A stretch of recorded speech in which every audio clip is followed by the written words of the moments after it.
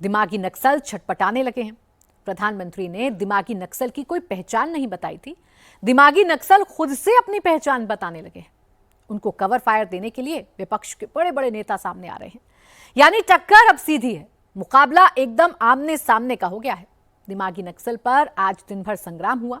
ये सियासी लड़ाई यहां रुकने वाली नहीं है। ये लड़ाई 2029 के चुनाव तक जाएगी। दिमागी नक्सल क्या अर्बन नक्सल का ही नया नाम है? क्या खान मार्केट गैंग असल में दिमागी नक्सलियों का गैंग है? क्या गाली गैंग, पाकिस्तान प्रेमी गैंग, आंदोलन जीवी गैंग और टुकड़े टुकड़े गैंग भी दिमागी नक्सलियों का ही दूसरा नाम है? 15 अगस्त को लाल किले की प्राचीर से तिरंगे की छांव में नरेंद्र मोदी ने दिमागी नक्सल का नाम लिया। मोदी ने दिमागी नक्सल से देश को सावधान किया। हथियारी नक्सल तो गए, लेकिन दिमागी नक्सल, ये दिमागी नक्सल मौके की तलाश में है। कौन है दिमागी नक्सल? नरेंद्र मोदी ने दिमागी नक्सल किसे कहा? मोदी ने दिमागी नक्सल की कोई पहचान नहीं बताई, लेकिन प्रधानमंत्री की बातों से लगता है कि उन्होंने देश के लिए कोई बड़ा खतरा देखा है। ये दिमागी नक्सल मौके की तलाश में है। हिंसा, अराजकता के वो रास्ते खोज रहे हैं। समाज को गलत राह पर घसीटने के लिए भांति भांति के दांव कर रहे हैं। नरेंद्र मोदी दुश्मन की नस नस पहचानते हैं। क्या मोदी ने अपने चैलेंज को खत्म करने के लिए दिमागी नक्सल वाला दांव खेला है? दिमागी नक्सल ये शब्द 15 अगस्त 2026 को लाल किले से बोला गया। अर्बन नक्सल, मोदी ने यह शब्द पहली बार सितंबर 2022 में गुजरात के भरूच में बोला था। तब उन्होंने सरदार सरोवर बांध में अड़ंगा लगाने वालों का जिक्र करते हुए अर्बन नक्सल बोला था। खान मार्केट गैंग दिल्ली के पॉश खान मार्केट और वहां की कैफे संस्कृति से अटैच है। इसका इस्तेमाल अंग्रेजी भाषी लिबरल एलीट क्लास के लिए होता है। गाली गैंग नाम से स्पष्ट है, इस गैंग में प्रधानमंत्री मोदी को गाली बकने वाले लोग शामिल हैं। पाकिस्तानी प्रेमी गैंग भी नाम से स्पष्ट है। आंदोलन जीवी ये शब्द पहली बार फरवरी 2021 में बोला गया था। तब संसद में प्रधानमंत्री मोदी ने प्रोफेशनल तरीके से आंदोलन में शामिल होने वालों को आंदोलन जीवी कहा था। और टुकड़े टुकड़े गैंग के तार जेएनयू में हुई उस घटना से जुड़े हैं जब वहां देश विरोधी और पाकिस्तानी परस्त नारे लगाए गए थे। सवाल अपनी जगह बरकरार है। दिमागी नक्सल कौन है? उससे देश को क्या खतरा है? सबसे पहले नरेंद्र मोदी की पूरी बात सुन लेते हैं, फिर आगे की बात करते हैं। वर्षों तक देश की सत्ता में माओवादी सोच के लोग गलियारों में अपनी जगह बना करके बैठे थे। सरकारी कमेटियों में सलाहकार के रूप में भी ये माओवादी सोच ने नीतियों को प्रभावित किया था। मेरे प्यारे देशवासियों, जंगलों में हमें हथियारी नक्सलों का खात्मा बुलाने में, उस संकट से देश को मुक्त कराने में सफलता मिली है। लेकिन हथियारी नक्सल तो गए, लेकिन दिमागी नक्सल, ये दिमागी नक्सल मौके की तलाश में है। हिंसा, अराजकता के वो रास्ते खोज रहे हैं। समाज को गलत राह पर घसीटने के लिए भांति भांति के दांव कर रहे हैं। इन दिमागी नक्सलियों को पहचानना होगा। इन दिमागी नक्सलियों को आइसोलेट करना होगा और राष्ट्र को विकसित राष्ट्र बनाने की मुख्य धारा की ओर देश की युवा पीढ़ी को जोड़ना होगा। प्रधानमंत्री की बात से ये स्पष्ट है, दिमागी नक्सल के टारगेट पर देश की युवा पीढ़ी है। युवा पीढ़ी यानी यूथ, यानी जेनजी। क्या नरेंद्र मोदी ने कॉकरोच जनता पार्टी को दिमागी नक्सल कहा? कॉकरोच जनता पार्टी ने दिल्ली के जंतर मंतर पर प्रोटेस्ट ऑर्गेनाइज किया, जिससे सरकार की किरकिरी हुई और शिक्षा मंत्री धर्मेंद्र प्रधान को इस्तीफा देना पड़ा।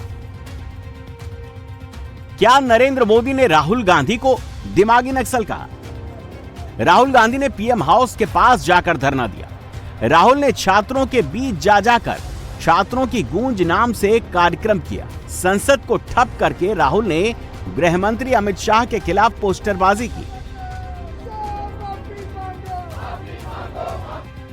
क्या नरेंद्र मोदी ने जेनजी को भड़काने वालों को दिमागी नक्सल कहा? प्रधानमंत्री ने किसी का नाम नहीं लिया, लेकिन दिमागी नक्सल का इकोसिस्टम बौखला गया। देश के पूर्व गृह मंत्री और पूर्व वित्त मंत्री और कांग्रेस की मनमोहन सरकार के अहम काबीना मंत्री पी चिदम्बरम खुद से ही कह रहे हैं कि I am proud to be a दिमागी नक्सल। इसे हिंदी में बताएं तो चिदम्बरम कह रहे हैं, मुझे दिमागी नक्सल होने पर गर्व है। चिदम्बरम के इस एक्स पोस्ट की टाइमिंग पर गौर कीजिए, सुबह 7:09। यानी चिदम्बरम 15 अगस्त को मोदी का भाषण सुनकर सोए और 16 अगस्त की सुबह उठते उठते चिदम्बरम ने खुद को दिमागी नक्सल घोषित कर दिया। यही चिदम्बरम जब गृह मंत्री थे तब नक्सलियों को मिलने वाले इंटेलेक्चुअल सपोर्ट से परेशान रहा करते थे। नेता वही हैं, अब बयान बदल गया है। कांग्रेस के दूसरे नेता भी इसी लाइन पर वीडियो बना रहे हैं। दिमागी नक्सल की पहचान बताई मोदी के मंत्री किरण रिजिजू ने स्पष्ट कर दिया है कि प्रधानमंत्री ने विपक्ष के नेताओं को दिमागी नक्सल नहीं कहा था। रिजिजू ने दिमागी नक्सल की 3 पहचान बताई। पहला, जो माओवादियों का समर्थन करते हैं और भारतीय संविधान को नहीं मानते। दूसरा, जो अलगाववादियों का साथ देते हैं और आर्टिकल 370 का समर्थन करते हैं। तीसरा, जो नॉर्थ ईस्ट को देश से अलग करने के लिए चिकन नेक को काटने की साजिश रचते हैं। किरण रिजिजू ने दिमागी नक्सल की पहचान बताने के लिए वीडियो भी दिखाया। यह वीडियो शर्जील इमाम का है। वीडियो करीब 6 साल पुराना है। इस वीडियो के साथ रिजिजू लिखते हैं, जो ऐसे लोगों को सपोर्ट करते हैं वो दिमागी नक्सल है। अगर 5 लाख लोग हमारे पास हों ऑर्गेनाइज्ड, तो हम हिंदुस्तान और नॉर्थ ईस्ट को परमानेंटली कट कर सकते हैं। पर परमानेंटली नहीं तो कम से कम 1 महीने के लिए तो कट कर ही सकते हैं। मतलब इतना मवाद डालो पटरियों पर, रोड पे, उनको हटाने में 1 महीना लगे, है कि नहीं? जाए एयरफोर्स से, असम को काटना हमारी जिम्मेदारी है। असम और इंडिया कट के अलग हो जाए, तभी ये हमारी बात सुनेंगे। असम में जो मुसलमानों का हाल है आपको पता है, सीए नाफिज हो चुका है, वहाँ डिटेंशन कैंप में लोग डाले जा रहे हैं। दिमागी नक्सल के बारे में अब तक 5 बातें क्लियर हैं। दिमागी नक्सल वो हैं जो यूथ यानी जेनजी को भड़का रहे हैं। दिमागी नक्सल वो हैं जो अराजकता फैला रहा है। दिमागी नक्सल वो है जो माओवादी नक्सलवाद का समर्थक है। दिमागी नक्सल वो है जो अलगाववाद का समर्थक है। दिमागी नक्सल वो है जो देश विरोधियों का मददगार है। दिमागी नक्सल का मतलब क्या होता है? वो लोग जो दिल्ली, मुंबई, पटना, कलकत्ता के एसी कमरे में बैठते हैं और माओवाद की विचारधारा को खाद पानी देते हैं, जो अपने नेटवर्क का सदुपयोग दुरुपयोग करके उनके लिए पैसा और व्यवस्था उपलब्ध कराते हैं। वो लोग जब भी फंसते हैं तो टीवी पर आकर के उनके जघन्य अपराध को सही ठहराते हैं। 4 साल पहले अर्बन नक्सल के बारे में भी करीब ऐसी ही बातें की गई थी। जब दिल्ली में शाहीन बाग हुआ था, जब दिल्ली में दंगे हुए थे, जब किसान आंदोलन के पीछे मोदी को गालियां दी गई थी, तब भी कुछ ऐसा ही कहा गया था। कांग्रेस के जयराम रमेश कहते हैं कि प्रधानमंत्री मोदी अपने राजनीतिक विरोधियों के लिए पहले अर्बन नक्सल शब्द का इस्तेमाल करते थे। उन्हीं लोगों को मोदी अब दिमागी नक्सल कह रहे हैं। उन्होंने अपने राजनीतिक विरोधियों को अर्बन नक्सल कहा। तब ये सवाल पूछा गया संसद में कि अर्बन नक्सल की परिभाषा क्या है। गृह मंत्री से जवाब आता है कि अर्बन नक्सल कोई चीज नहीं है, कोई परिभाषा नहीं है। आज प्रधानमंत्री लाल किले से दिमागी नक्सल की भाषा इस्तेमाल करते हैं अपने राजनीतिक विरोधियों को लेकर। अर्बन नक्सल दिमागी नक्सल का एक चेहरा है। प्रधानमंत्री ने इसको एक अच्छा नाम दिया था, दिमागी Naxal. Urban Naxal is a part of दिमागी नक्सल। हाँ, बिल्कुल। बीजेपी कहती है कि कांग्रेस पहले देश का सम्मान करना सीख ले। फिर प्रधानमंत्री से कोई सवाल जवाब करे। पर ये मानसिकता कांग्रेस पार्टी की है जिसको हम दिमागी नक्सल कांग्रेस मानसिकता कहते हैं। जिस मानसिकता में इनको वंदे मातरम का विरोध करना होता है, जिस मानसिकता में पी चिदम्बरम अपने आप को प्राउड टू बी अ दिमागी नक्सल कहते हैं, क्योंकि हिडमा जैसे नक्सल आतंकवादी का समर्थन कांग्रेस पार्टी करती है, यही वो मानसिकता है जिसमें आर्टिकल 370 का जब एब्रोगेशन किया जाता है तो कांग्रेस पार्टी इसका विरोध करती है। ये वो मानसिकता है कांग्रेस की जिसमें जब भी देश हित की बात होगी कांग्रेस पार्टी को गुस्सा आएगा। जब भी रेड फोर्ट पे पूरे वंदे मातरम का उद्घोष होगा तो राहुल गांधी और सोनिया गांधी किस्सा कुर्सी का में इसको स्किप करेंगे। क्या सारा मसला पॉलिटिकल है? क्या मोदी ने अपने सामने मौजूद पॉलिटिकल चैलेंज को शूट करने के लिए दिमागी नक्सल नाम का दुश्मन खड़ा किया? मोदी के सामने चैलेंज क्या है? 2024 के बाद देश में जितने भी चुनाव हुए उनमें मोदी की पार्टी को बम्पर जीत मिली। पहले हरियाणा, फिर महाराष्ट्र, फिर दिल्ली, बिहार और हाल ही में पश्चिम बंगाल। मोदी ने अपनी पार्टी को वहां तक पहुंचा दिया जहां बीजेपी मोदी से पहले कभी गई ही नहीं थी। लेकिन मोदी के सामने भी एक चैलेंज खड़ा हो गया। खास तौर पर जंतर मंतर के बाद यह चैलेंज बड़ा होता दिख रहा है। 2029 के चुनाव के लिहाज से यूथ वोट इंपॉर्टेंट है। जिस चुनाव में हर चौथा वोटर जेनजी का होगा, उस चुनाव में मोदी रिस्क नहीं ले सकते। युवाओं को इस हाल में नहीं छोड़ा जा सकता है। कोई भी उनको भड़का दे, बहका दे और उनके वोट मोदी विरोध में गिरवा दे। जैसे 24 के चुनाव में दलितों और आदिवासियों के बीच संविधान और आरक्षण खत्म होने की अफवाह फैलाकर उन्हें भड़का दिया गया, वैसा 29 में जेनजी के साथ न हो जाए, ये प्रधानमंत्री की चिंता है।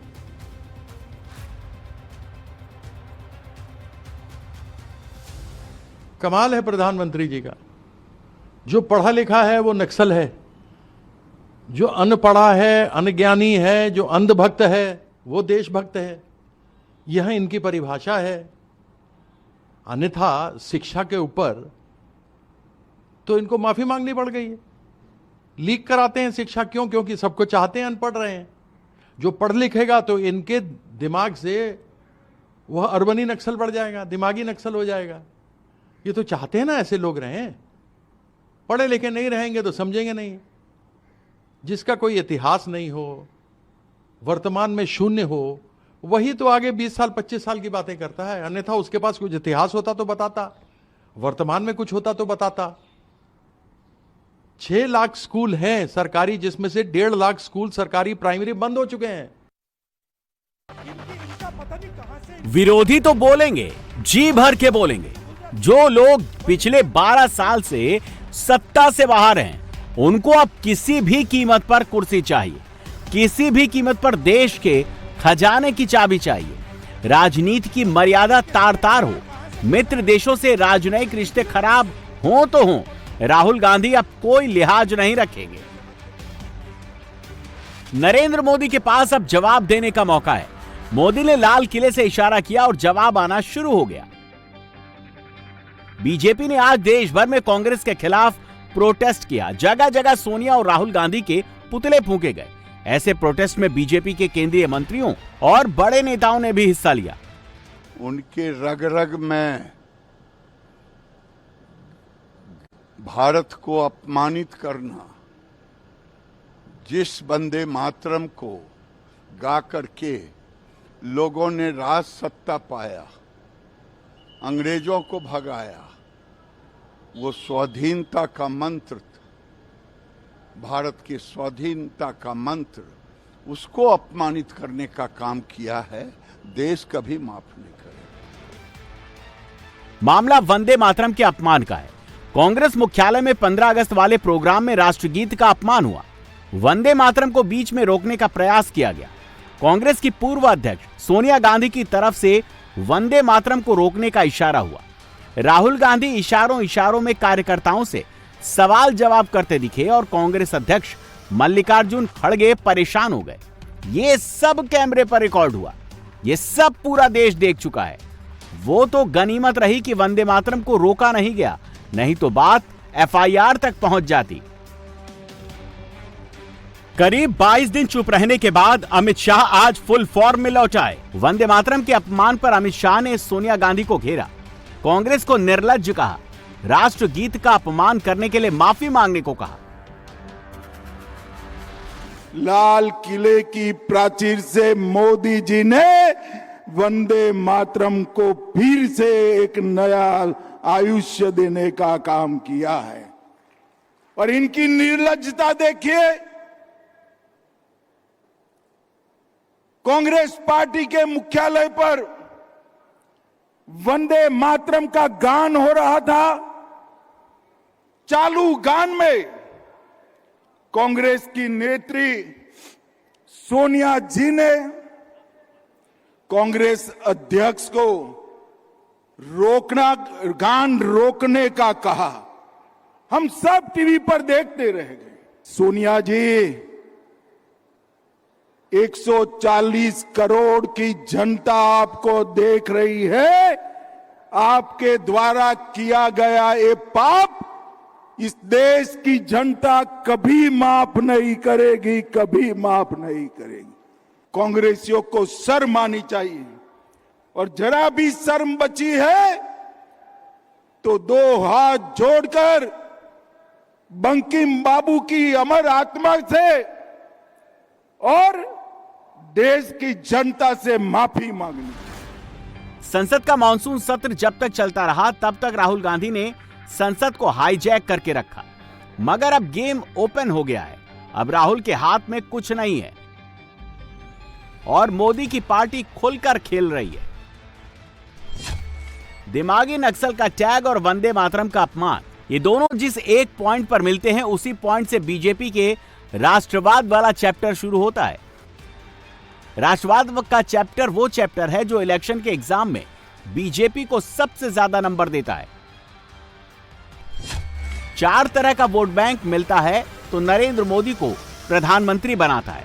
पहला हिंदुत्व वाला वोट बैंक, ये बीजेपी का कोर वोट बैंक है जो बीजेपी की लोकसभा की 90 से 100 सीटें दिलाता है। दूसरा राष्ट्रवाद वाला वोट बैंक, मस्कुलर राष्ट्रवाद को सपोर्ट करने वाला वोटर बीजेपी को 150 से 160 तक पहुंचाता है। तीसरा विकसित भारत वाला एस्पिरेशनल वोट बैंक मोदी को 200 के पार ले जाता है।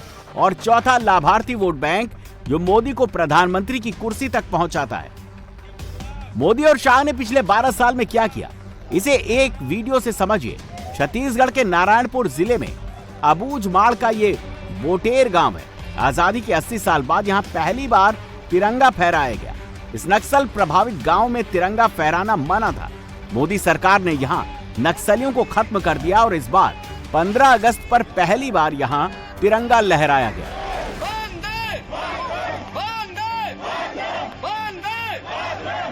दिमागी नक्सल को इसलिए मोदी से चिढ़ है। ये लड़ाई अभी रुकने वाली नहीं है, ये लड़ाई 29 तक जाएगी। मोदी दिमागी नक्सल के दिमाग को कंट्रोल करने में लगे हैं। ये काम होगा तो 29 का रास्ता आसान हो जाएगा।